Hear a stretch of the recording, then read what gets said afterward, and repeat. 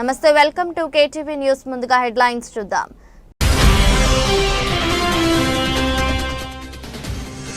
మాజీ మంత్రి జోగి రమేష్ కుమారుడి వివాహ రిసెప్షన్ కు హాజరైన మాజీ ముఖ్యమంత్రి. వివాహ శుభాకాంక్షలు తెలిపి ఆశీర్వదించిన వైఎస్ జగన్.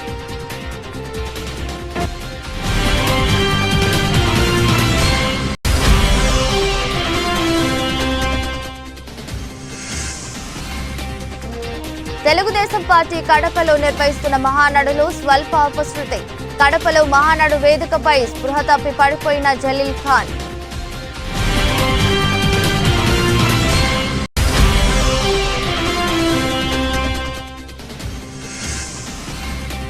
మాజీ ఎమ్మెల్యే వైసీపీ నేత వల్లభనేని వంశీకి హైకోర్టులో ఊరట.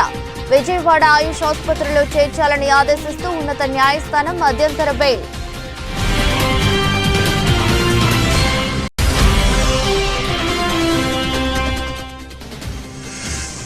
ఢిల్లీలో జరగనున్న సిఐఐ వార్షిక సమ్మేళనం. ప్రభుత్వ విధానాలను వివరించనున్న ఏపీ ముఖ్యమంత్రి నారా చంద్రబాబు నాయుడు.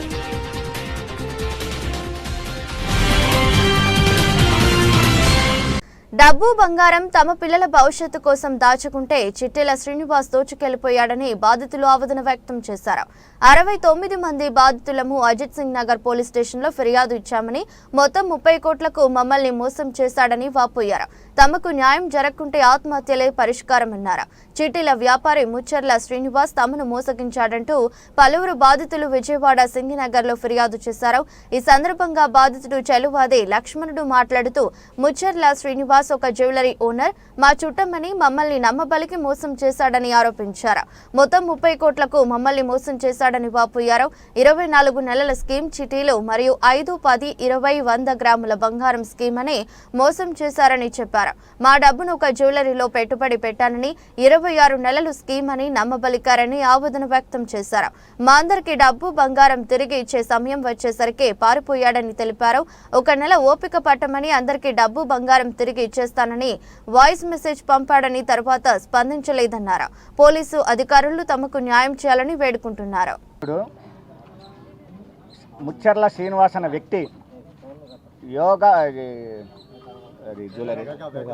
వెగా జ్యువెలర్స్లో ఆ ఓనరు మా మేనల్లుడు అని చెప్పి గోల్డ్ స్కీము గత 3 సంవత్సరాల నుంచి గోల్డ్ స్కీమ్ కట్టించడం జరిగింది. ప్రతి గోల్డ్ స్కీమ్ హోల్డర్కి వెగా జ్యువెలర్స్ నుంచి గిఫ్ట్లు కానీ గోల్డ్ కాయిన్స్ కానీ ప్రతి ఒక్క వాళ్ళకి ఇవ్వడం జరిగింది. ఇక్కడ ఉన్న ఇన్వెస్ట్మెంట్ మొత్తం ఏదైతే మేము కట్టి ఉన్నామో 26 నెలలు స్కీమ్ ఇది. దాదాపుగా 10 గ్రూపులు పెట్టేశాడు. దాదాపుగా 100 మంది పైన ఉన్నారు దీంట్లో. ఒక్కొక్కళ్ళు 5 గ్రాముల చొప్పున కట్టారు. అట్లా ఒక్క పర్సన్ నుంచే దాదాపుగా 6 అంటే 30 గ్రాములు, 50 గ్రాములు, 100 గ్రాములు ఆ విధంగా కట్టించుకోవడం జరిగింది. 26 నెలల వరకు కంటిన్యూషన్ చేస్తా మా గోల్డ్ మాకు ఏదని అడిగితే, మేము వేగా జ్యువెలర్స్లో మేము పెట్టుబడి పెట్టాము, మీకు అధిక లాభాలు వస్తాయి, మీకు ప్రతి నెల 3 గ్రాములు కలిపి మేము ఇస్తాము, ఇది మా ప్రామిస్ అని చెప్పేసి అతను మా సొంత మేనల్లుడే, ఎవరో కాదు, మా అక్క కొడుకు అని చెప్పేసి మాకు అందరికీ చెప్పి ఉన్నాడు.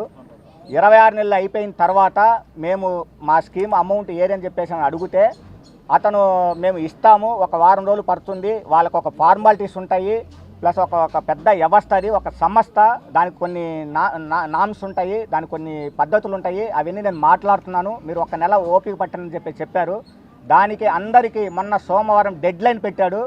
ప్రతి ఒక్కరికి వాయిస్ మెసేజ్ ఇచ్చాడు, ఫోన్లలో చెప్పాడు, అందరు కలిసి చెప్పాడు, వెళ్ళిన వాళ్ళకి చెప్పాడు, సోమవారం ఇస్తున్నాను, మొత్తం అంతా అమౌంట్ వస్తుంది, అతను హైదరాబాద్లో ఉంటున్నాడు, నేను వెళ్ళి వస్తాను, శని ఆదివారం అక్కడికి వెళ్ళి వస్తాను అని చెప్పారు.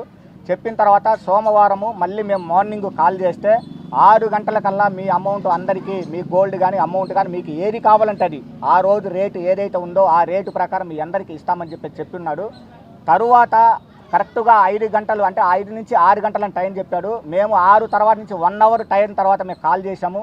కాల్ చేస్తే మెంబర్ ఆఫ్ టైం కాల్ చేస్తే సెల్ ఫ్లైట్ మోడ్లో పెట్టాడు, స్విచ్ ఆఫ్కు చేయకుండా ఫ్లైట్ మోడ్లో పెట్టాడు. మాకు ఆ రోజు మాకు ఎటువంటి డౌట్ అలా సార్, ఎందుకంటే అతను చెప్పే మాటలు, అతను చెప్పే విధి, అతను చూసిన విధానం, బాలకృష్ణ గారు కానీ దానికి అడ్వర్టైజ్మెంట్, పెద్ద వాళ్ళు అడ్వర్టైజ్మెంట్ ఇవ్వడం వల్ల మేము నమ్మాము.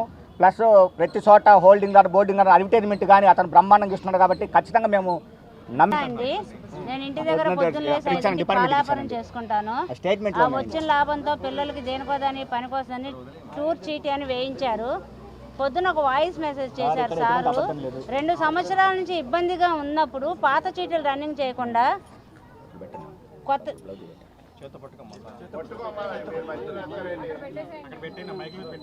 పాత చీటీలు రన్నింగ్ చేసుకుండా మళ్ళీ కొత్త చీటీ వేసి మమ్మల్ని ఇబ్బంది పెట్టేస్తారు సారు. పొద్దున్న లేచి 5 లేచి పాల వ్యాపారం చేసుకొని వచ్చిన డబ్బులతో నేను ఇవి కట్టుకున్నాను సార్. టూర్ చీటీ అని వేశారు సార్. నెలకి 16,500. ఇంకా 6 నెలల్లో టైం అయిపోతుంది. మేము గత 3 నెలల నుంచి డబ్బులు కావాలని అడుగుతూనే ఉన్నాను సార్. టైం ఉంది కదా సార్, ఇస్తాం, మేము డ్రా చేసి ఇస్తాం, డ్రాలో వచ్చిన వాళ్ళకి ఇస్తామని చెప్తున్నారు. 4 రోజుల నుంచి పాల వ్యాపారం అనుకొని ఇంట్లో పిల్లల్ని వదిలేసి పొద్దున రాత్రి ఇక్కడికి తిరగడమే సరిపోతుంది సార్. ప్రతి నెల డ్రా చేసిన వాళ్ళు ఉంటారు కదండి, ఎవరికైనా ఇచ్చారా ఇవ్వలేదా అనేది మీరు కనుక్కున్నారు? అంటే ఇచ్చారని ఇక్కడ చెప్తున్నారు. మీరు డ్రాలో రాలేదు కాబట్టి డ్రాలో వచ్చినప్పుడు మీకు ఇస్తాము. అది సార్. నా పేరు చీటీ ఒకటి కట్టాము, 12.5 లక్షది క్యాష్ది కట్టామండి. ప్రతి నెల నేను నా భర్త కష్టపడి ఇద్దరం కష్టపడితేనే వచ్చిన డబ్బులన్నీ అక్కడికి కట్టామండి. నా పిల్లలకు కూడా ఏమీ కొని పెట్టకుండా ఒక అమౌంట్ అనేది వస్తుందని చెప్పి ఆ అమౌంట్ కోసం మేము 6 నెలల నుండి డబ్బులు అడుగుతున్నామండి. డబ్బులు అడుగుతుంటే చివరి దాకా ఉండొచ్చు కదండి, ఉంటే లాభం వస్తుంది కదా, ఇంత లాభం వస్తుంది, ఇప్పుడు పాడుకుంటే నష్టం వస్తుంది అన్నారు. మాకు డబ్బులు కావాలండి, ఆ ఇబ్బందులు మాకున్నాయి అని కూడా చెప్తున్నాము. అలా ఇప్పుడు దాకా చివరి దాకా డబ్బులు కూడా ఇవ్వలేదు. ఇస్తానన్న టైంకి ఫోన్లు స్విచ్ ఆఫ్.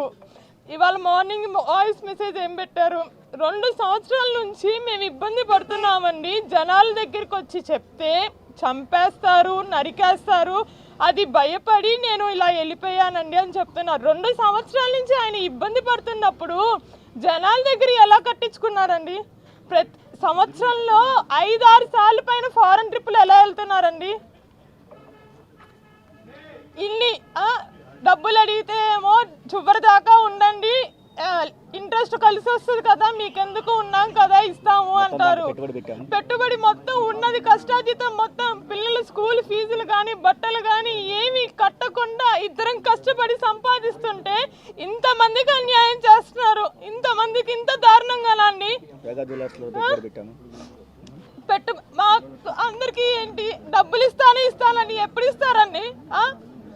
ఏ రకంగా ఇస్తున్నారు అసలు? నా భర్తకి స్పైనల్ కార్డ్ సర్జరీ జరిగింది, ఈయన ఒక చేస్తాడు, నేనేమో బ్రైడల్ మేకప్స్ చేస్తాను. ఇద్దరు కష్టపడితేనే డబ్బులు వస్తాయి, లేకపోతే ఒక్క రూపాయి కూడా ఉండదు. వెళ్ళే రోజు కూడా డబ్బులు గోల్డ్ తీసుకెళ్ళాడు.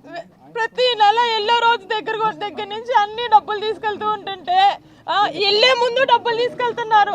వెళ్ళే ముందు డబ్బులు తీసుకెళ్ళి ఫోన్ స్విచ్ ఆఫ్ చేసి నెక్స్ట్ డే వెళ్ళి అడుగుతుంటే ఏమో వస్తారు. ఇప్పుడేమో నాకు తెలియదు ఆయన ఏమైపోయారో. తాపగా మాట చెప్తున్నాను. ఇక్కడ ఏంటంటే ఇంతమంది జనాలకి నమస్కారం. ఈ రోజున ఈ యొక్క విషయం చాలా దారుణమైన విషయం. నా పేరు రామ్మోహన్ రావు, నేను ఆంధ్రప్రదేశ్ ఆర్యవైశ్య మహాసభ అదనపు ప్రధాన కార్యదర్శి.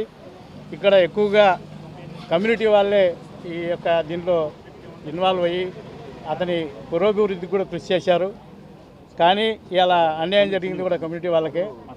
మరి ఈ విధమైనటువంటి విధానంలో అతని దగ్గరుండి కూర్చొని అందరికీ పిలిచి పరిష్కారం చేసుకునేటువంటి పరిస్థితుల్లో మరి ఇలా రోడ్డు మీదకి రావడం, ఇలా కుటుంబం కూడా రప్చర్ అయిపోవడం, మరి అది ఒక అతనికి మైనస్. మరి ఇంతమంది కూడా నాకు అతను పరిచయమే కరెక్ట్గా 15 నెలలండి. మేము నేను కలిసి ఒక పాత కళ్యాణ మండపాన్ని తీసుకొని రెనోవేషన్ చేసి ఒక 3 నెలల నాడు ప్రారంభించాం.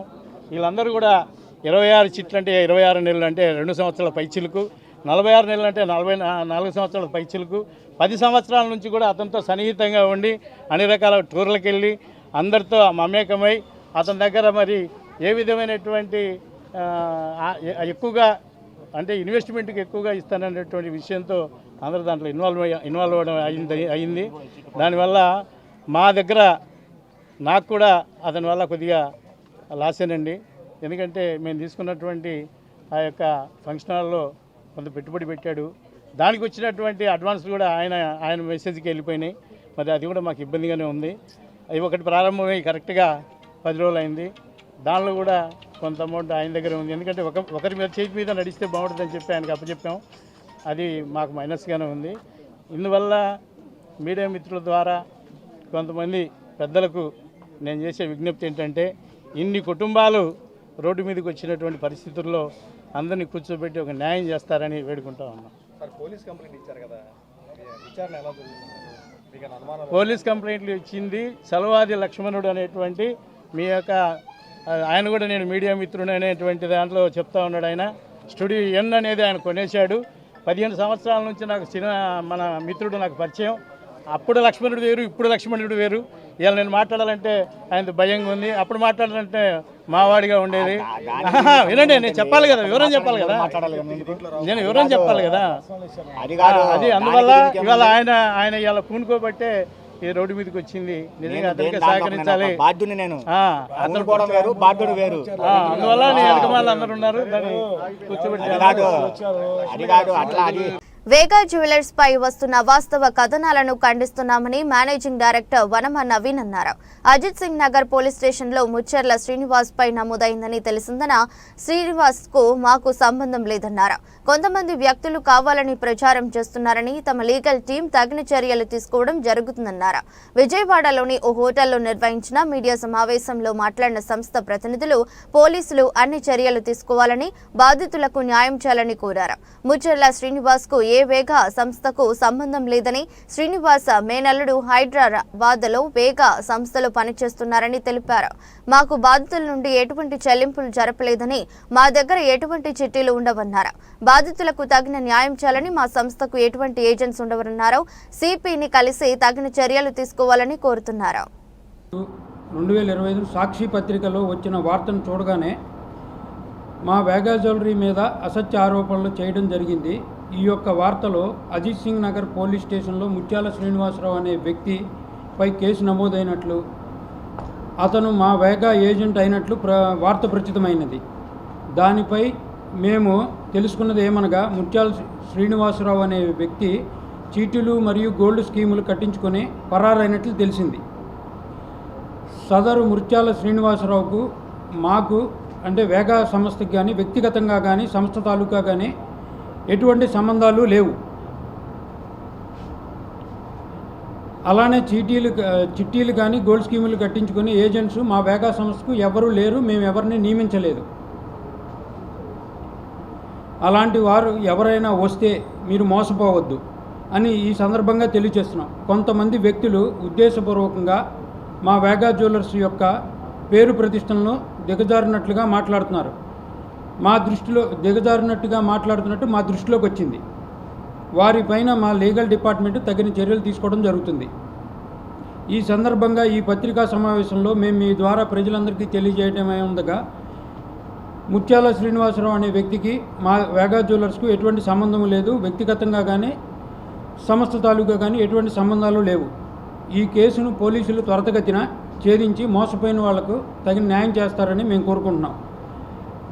మా సంస్థ ఎంతో కాలంగా ప్రజలపై నమ్మకంపై నిర్మితమైన సంస్థ, నడుస్తున్న సంస్థ. దీనిపై ఎటువంటి ఆరోపణలు చేసిన వారిపైన న్యాయపరమైన చర్యలు తీసుకోవడం జరుగుతుందండి.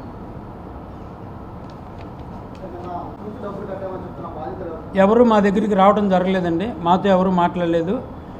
కానీ పొద్దున్న పేపర్లో చూసిన తర్వాతే, సాక్షి పేపర్లో మాకు ఈ విషయం తెలిసిందండి.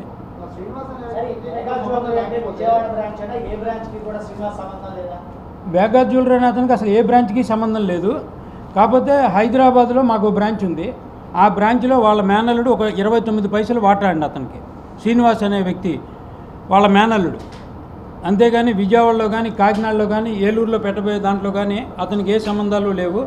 శ్రీనివాసరావు గారి మేనల్లుడికి ఓన్లీ హైదరాబాద్ జూబ్లీ హిల్స్ స్టోర్లోనే 29 పైసలు వాటా ఉందండి. అది కూడా స్టార్ట్ చేసి 4 సంవత్సరాలు అయిందండి అది కూడా స్టార్ట్ చేసి. అంటే వాళ్ళ మేనల్లుడికి కూడా అతనికి కూడా మేము మాట్లాడటం జరిగిందండి. అతని ఆ మావయ్యకి అతనికి పెద్ద సంబంధాలు ఏం లేవని అతను చెప్పడం జరిగింది మాకు. అసలు శ్రీనివాసరావు అనే వ్యక్తిని మేము 1-2 సందర్భాల్లో మావయ్య అని తెలుసుకోవడం తప్పితే అతనికి మాకు ఎటువంటి లావాదేవీలు లేవు అసలు.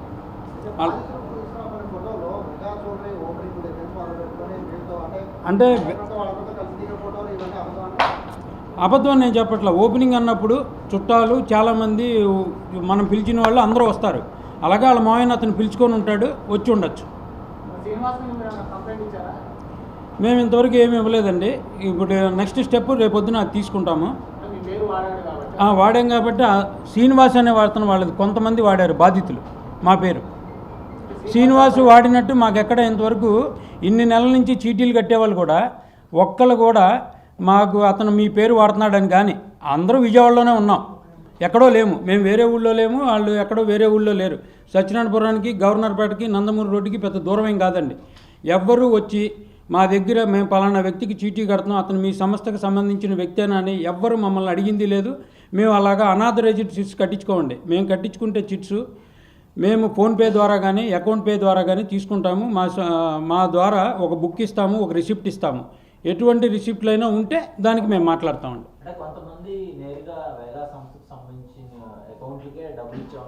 అసలు అలాంటిది ఏం లేదండి. అలాంటిది ఏమైనా ఉన్నా కూడా తీసుకొస్తే మేము పరిశీలిస్తాం.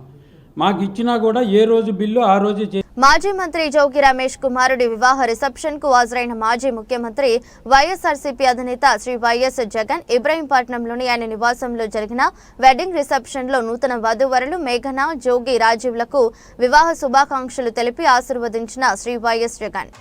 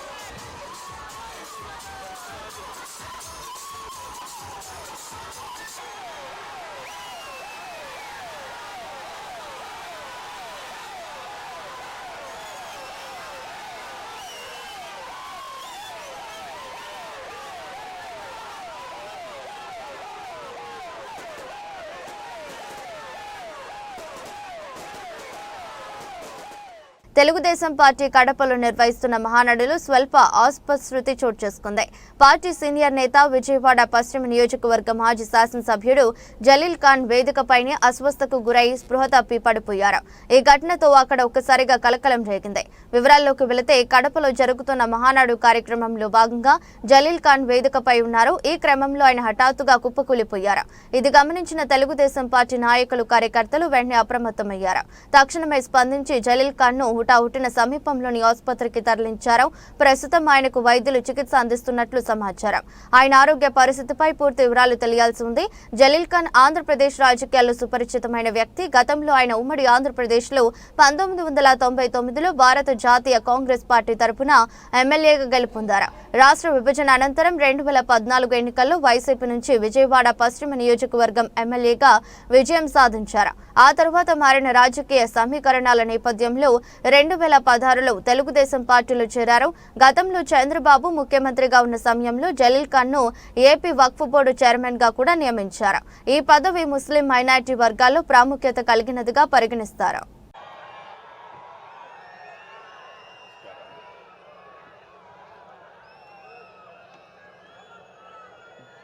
తమ్ముళ్ళు, ఆడబిడ్డలు, జై తెలుగుదేశం. ఇంకా గట్టిగా రాయలసీమ గర్జన రాష్ట్రమంతా మార్మోగాలి. జై తెలుగుదేశం, జై తెలుగుదేశం, జై తెలుగుదేశం. अमर है एनटीआर, अमर है एनटीआर, एनटीआर अमर है. అందరికీ నమస్కారం. వేదికపై నుండే పెద్దలకి, నా ముందర చూస్తే సముద్రం నెల్లూరు పక్కనుందనుకుంటే జన సముద్రంతో ఈరోజు కడప నిండిపోయింది. ఎక్కడ చూసినా మా తమ్ముళ్ళు, మా ఆడబిడ్డలే. ఎన్నోసార్లు కడపకు వచ్చాను, కానీ ఈరోజు మీ ఉత్సాహం చూస్తూ ఉంటే, మీ అభిమానం చూస్తూ ఉంటే నాకు. మాజీ ఎమ్మెల్యే వైసీపీ నేత వల్లభనేని వంశీకి హైకోర్టులో ఊరట దక్కింది. అనారోగ్యంతో బాధపడుతున్న ఆయన్ను విజయవాడ ఆయుష్ ఆసుపత్రిలో చేర్చాలని ఆదేశిస్తూ ఉన్నత న్యాయస్థానం మధ్యంతర బెయిల్ ఇచ్చింది. ఇదే సమయంలో నకిలీ పట్టాల కేసులో బెయిల్ ఇవ్వాలని వంశీ దాఖలు చేసిన పిటిషన్పై వచ్చే గురువారం విచారణ చేస్తామని వెల్లడించింది. ఈ నేపథ్యంలో వంశీని రేపు ఆయుష్ ఆసుపత్రిలో జాయిన్ చేయనున్నారు.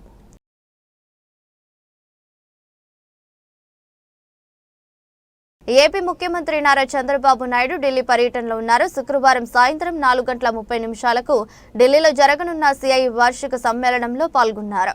ఆంధ్రప్రదేశ్లో అభివృద్ధి, పెట్టుబడుల అవకాశాలు, ప్రభుత్వ విధానాలను సిఐఐ సభ్యులకు ముఖ్యమంత్రి వివరించనున్నారు.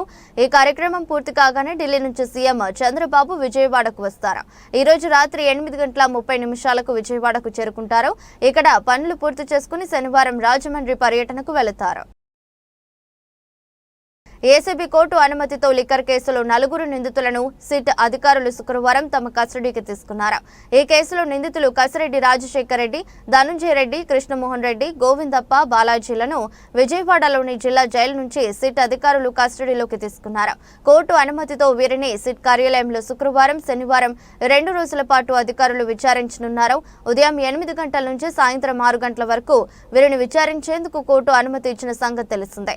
తొలుత వీరికి ప్రభుత్వ ఆసుపత్రులు వైద్య పరీక్షలు నిర్వహించి అనంతరం వాటిని సిట్ కార్యాలయానికి తరలించనున్నారు.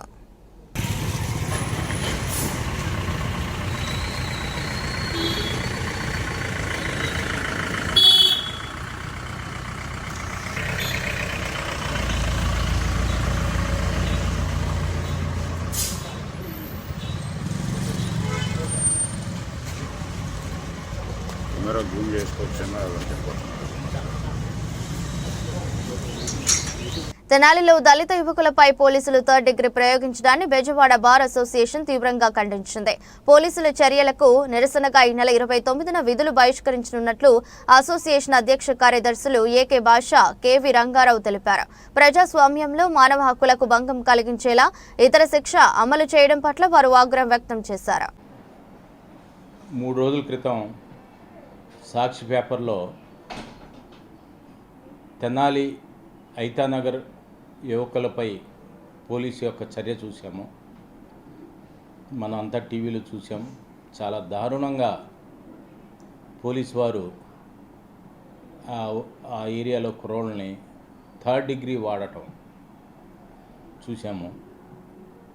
జనరల్గా మనం ఏదో సినిమాలో చూస్తూ ఉంటాం. అలాగా డైరెక్టర్ చెప్తాడు, కుర్రోళ్ళు యాక్షన్ చేస్తుంటారు, సినిమా పోలీసు వాళ్ళు కొట్టడం చూస్తూ ఉంటారు. కానీ చట్టంలో ఎక్కడ కూడా నేరస్తులు, ముద్దాయిలుకి మనిషికి ఉన్న హక్కులే ముద్దాయిలకు కూడా ఉంటాయి. చాలామంది కేసుల్లో ఉన్న ముద్దాయిల్ని చంపాలని చెప్పి, రాళ్లతో కొట్టండి అని చెప్పి, సమాజంలో బతకూడదని చెప్పి పోలీసు వాళ్ళు స్టేట్మెంట్ ఇచ్చారు. కొందరు రాజకీయ నాయకులు, మహిళా సంఘాలు గతంలో స్టేట్మెంట్ ఇచ్చున్నారండి.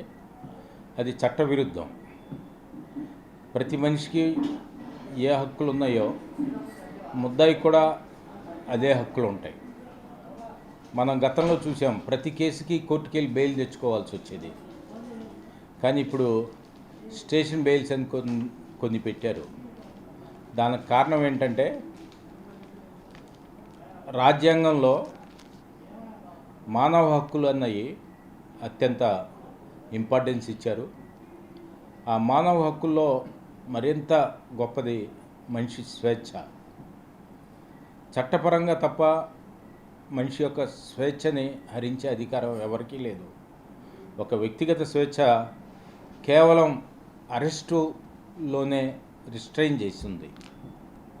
నేరంలో ఇన్వాల్వ్ అయిన ముద్దాయి కానీ ఎవరైనా కానీ కోర్టుకెళ్ళి మరి ఆ విచారణ జరిగే వరకు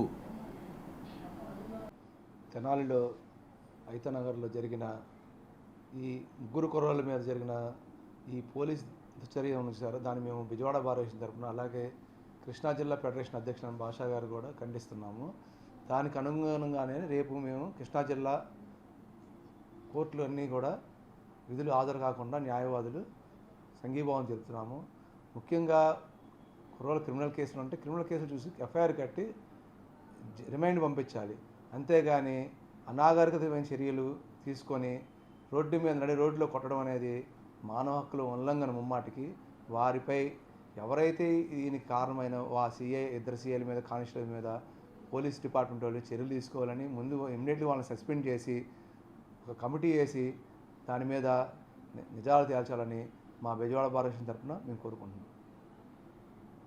బియ్యం అక్రమ రవాణాను అరికట్టేందుకే రేషన్ షాపుల ద్వారా నిత్యావసర వస్తువుల పంపిణీ చేపడుతున్నట్లు రాష్ట్ర పౌర సరఫరాల శాఖ మంత్రి నాదెండ్ల మనోహర్ స్పష్టం చేశారు. జూన్ 1వ తేదీ నుంచి రేషన్ షాపుల ద్వారా నిత్యావసర వస్తువుల పంపిణీ చేస్తామన్నారు. అందుకోసం దాదాపు 29,760 రేషన్ డిపోల ద్వారా ఈ పంపిణీ జరిగేలా ఏర్పాట్లు చేశామని ఆయన వివరించారు. విజయవాడ, మధురనగర్లోని 218 రేషన్ షాపుల్లో అధికారులు ట్రయల్ రన్ నిర్వహించారు. ఈ సందర్భంగా ఈ పోస మిషన్ తో పాటు ఎలక్ట్రానిక్ కాటా పనితీరును మంత్రి నాదెండ్ల మనోహర్ తో పాటు ఆ శాఖ కమిషనర్ సౌరభ్ గౌర్ స్వయంగా పరిశీలించారు. అనంతరం మంత్రి నాదెండ్ల మనోహర్ మాట్లాడుతూ గతంలో రేషన్ వస్తువులను ఉదయం 8 నుంచి 12 గంటలు, సాయంత్రం 4 నుంచి 8 గంటల మధ్య పంపిణీ జరిగేదన్నారు. ఇలా గత ప్రభుత్వం ఇంటింటికి రేషన్ పేరుతో మాయ చేసిందంటూ ఆయన విమర్శించారు. దీనివల్ల వేల కోట్ల దుర్వినియోగం అయ్యేలా చేశారంటూ గత ప్రభుత్వంపై మండిపడ్డారు. దీంతో ప్రజల ఇబ్బందులు గుర్తించి రేషన్ షాపుల ద్వారా పంపిణీకి శ్రీకారం చుట్టామన్నారు. రేషన్ పంపిణీ వ్యవస్థకు సంబంధించి ఏకేవైసీ 96% మేర పూర్తి చేశామని, ఇది దేశంలోనే ఒక రికార్డు అని ఆయన పేర్కొన్నారు. పనులు మానుకునే రేషన్ వ్యాన్ కోసం ఎదురు చూసే విధానానికి తమ ప్రభుత్వం స్వస్తి పలికిందన్నారు.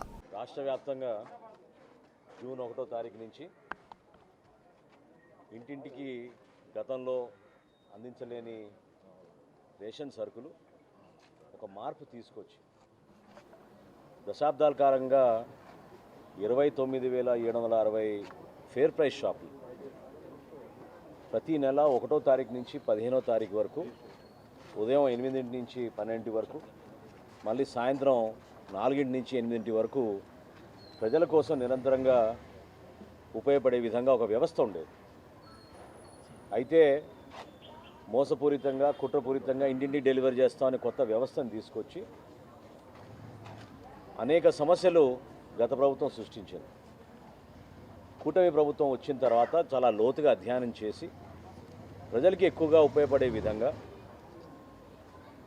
ప్రతి నెల సరుకులు అందుకోవడానికి పనులు మానేసుకుని వ్యాన్ ఎప్పుడు వస్తుందో అని ఎదురు చూడకుండా ఎప్పుడు కూడా వీళ్ళకి అందుబాటులో ఉండేటట్టు ఈ షాపులన్నీ కూడా తెరిచే విధంగా ఒక అద్భుతమైన కార్యక్రమం కేంద్ర ప్రభుత్వంతో రాష్ట్ర ప్రభుత్వం కలిసి చేస్తుంది.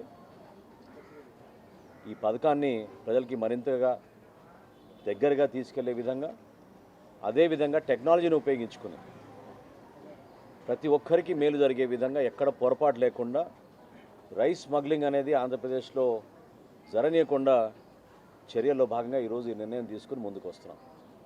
ప్రతి ఒక్కరికి దాదాపు 1,46,00,000 రేషన్ కార్డులు మనకి ప్రభుత్వం మన ఆంధ్రప్రదేశ్లో ఉన్నాయి.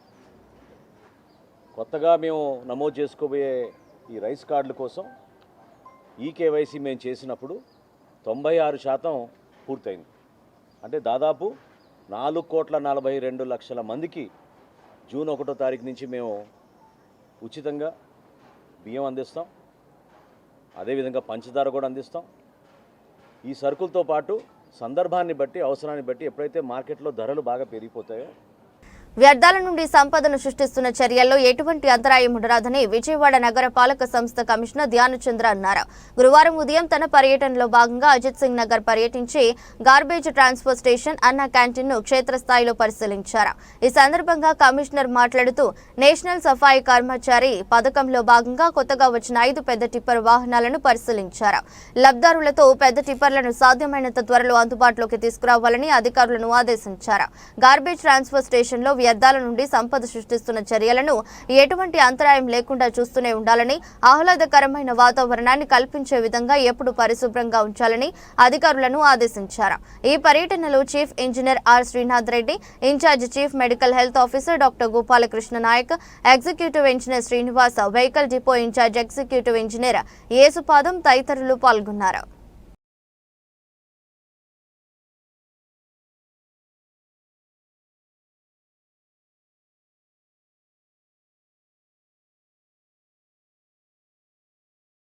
వార్తలు ముగించే ముందు మరోసారి హెడ్లైన్స్. మాజీ మంత్రి జోగి రమేష్ కుమారుడి వివాహ రిసెప్షన్ కు హాజరైన మాజీ ముఖ్యమంత్రి. వివాహ శుభాకాంక్షలు తెలిపి ఆశీర్వదించిన వైఎస్ జగన్.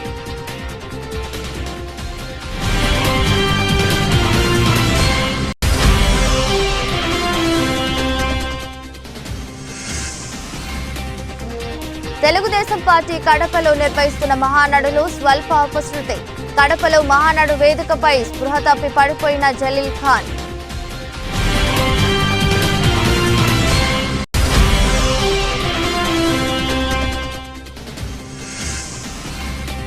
మాజీ ఎమ్మెల్యే వైసీపీ నేత వల్లభనేని వంశీకి హైకోర్టులో ఊరట. విజయవాడ ఆయుష్ ఆసుపత్రిలో చేర్చాలని ఆదేశిస్తూ ఉన్నత న్యాయస్థానం మధ్యంతర బెయిల్.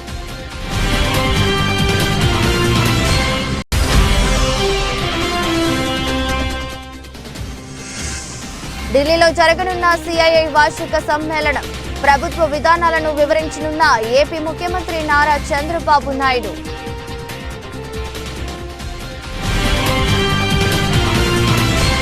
ఇది రెస్ట్ బులెటిన్. మరో బులెటిన్లో మళ్ళీ కలుద్దాం. అంతవరకు సెలవు. నమస్కారం.